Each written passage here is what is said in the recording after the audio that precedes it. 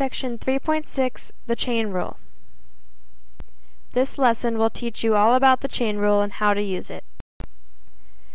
The chain rule seems to have first been used by Leibniz when he used it to calculate the derivative of the square root of a plus bz plus cz squared as the composite of the square root function and the function a plus bz plus cz squared.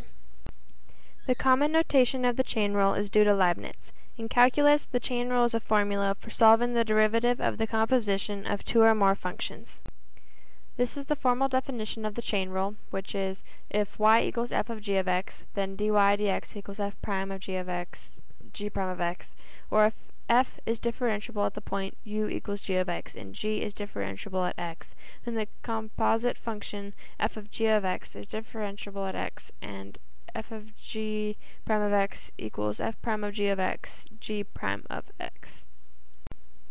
This is Leibniz notation, which is if y equals f of u and u equals g of x, then dy dx equals dy du times du dx, where dy du is evaluated at u equals g of x. So basically, the chain rule is a way for us to be able to solve for the derivative of more complex functions. We know how to solve derivatives of functions like y equals sine of x and y equals x squared minus 4, but we don't know how to solve functions like y equals sine of x squared minus 4. So what do we do now? Have no fear, the chain rule is here to help us out. The chain rule, also known as the outside-inside rule, is where you differentiate the outside function times the inside function left alone, and then multiplied by the derivative of the inside function. So with the function y equals the sine of x squared minus 4, we can use the chain rule, which says that the outside of the function would be the sine, and the inside of the function would be x squared minus 4. We would take the derivative of the outside function, which is cosine, times the inside function left alone, which is x squared minus 4, times the derivative of the inside function, which would be 2x. So that is a quick overview of how to use the chain rule to solve for the derivative of a function. Now we'll go a little bit slower, step by step, once again, how to use the chain rule to solve for the derivative.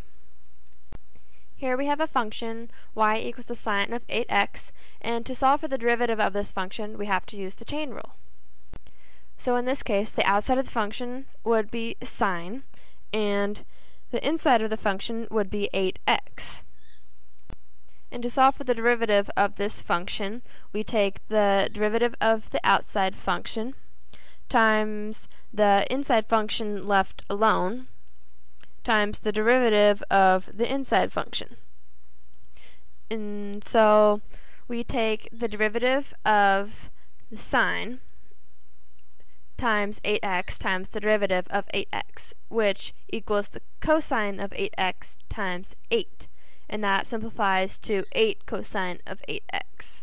And that's how we solve for the derivative of this function. So we all have seen the power rule, which is where you take the derivative of a function v to the n, and then the derivative would equal n times the v to the n minus 1.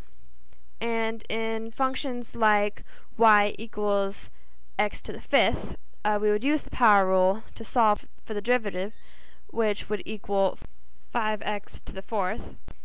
The same idea has to be used with the chain rule, known as the power chain rule, which is where you take the derivative of a function u to the n, and that would equal n times u to the n minus 1 times du dx.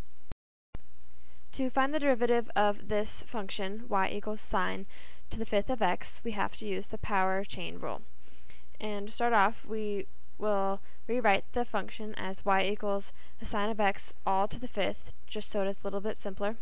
And then we're going to use the power chain rule and bring down the 5, leave the inside function alone to the 4th, because 5 minus 1 is 4, and then you times that by du dx, which would be the derivative of the inside function sine of x, which equals cosine of x.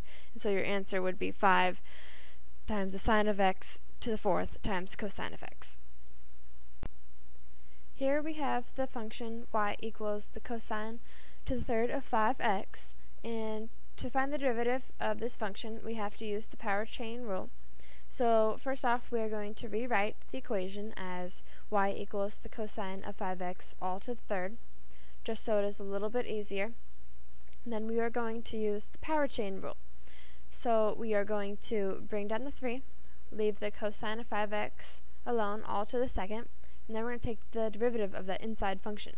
So that inside function is like a whole new function by itself, so it's like the outside part of that function would be cosine, so we're going to take the derivative of that, which is negative sine, and then you're going to leave that inside alone, which is 5x, and then you're going to times it by the derivative of that inside function, which is 5.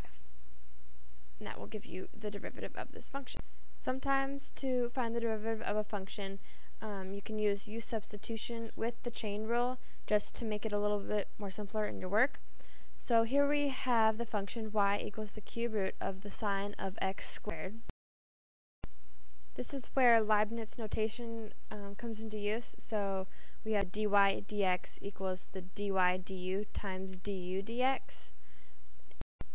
So with this equation we are going to make u the sine of x squared, and then we are going to find the derivative of u so we can use it in Leibniz notation.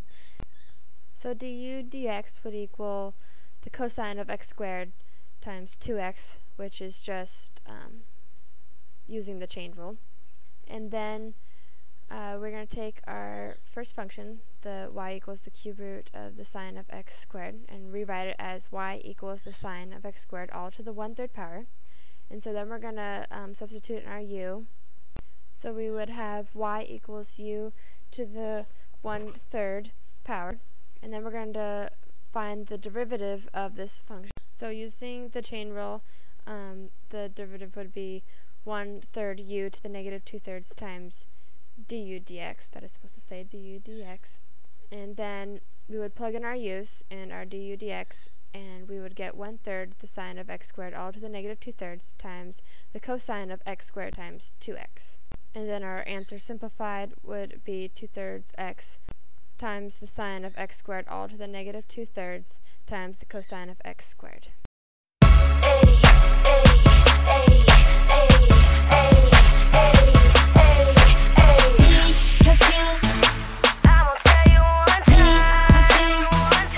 Pause the video here to work on your problem. Okay, so we have the function f of x equals the cotangent to the 5th of 2x. So you'd rewrite it as the cotangent of 2x all to the 5th power, just so it's a little bit easier to use the power chain rule. And then you're going to bring down the 5, leave the cotangent of 2x alone all to the 4th. And then you're going to take that inside function and use the chain rule on that. So then you would take the derivative of cotangent, which is negative cosecant squared, and then you're going to leave the inside alone, so 2x, you're going to leave that alone. And then you're going to multiply it by the derivative of that inside function, which would be 2. And then your simplified answer would be negative 10 times the cotangent of 2x all to the 4th times cosecant squared of 2x.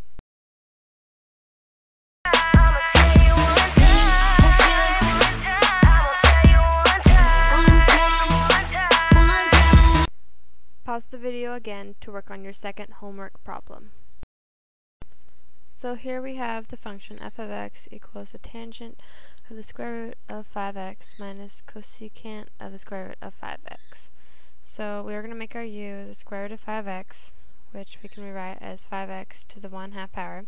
Then we'll find the derivative of that, which is 1/2 of 5x to the negative 1/2 times 5. And then f of x equals the tangent of u minus the cosecant of u. And then we're going to find the derivative of that, which would equal secant squared of u minus a negative cosecant u cotangent u. And then we're going to times all that by du dx. And then we are going to substitute in our u, which is 5x, into every place there is a u. And then we are going to multiply what we had by our du dx. So that would give you the secant squared of the square root of 5x plus the cosecant of the square root of 5x cotangent square root of 5x, all times 1/2 of 5x to the negative 1/2 times 5. And there really is no need to simplify this any further, because that would be a great big mess.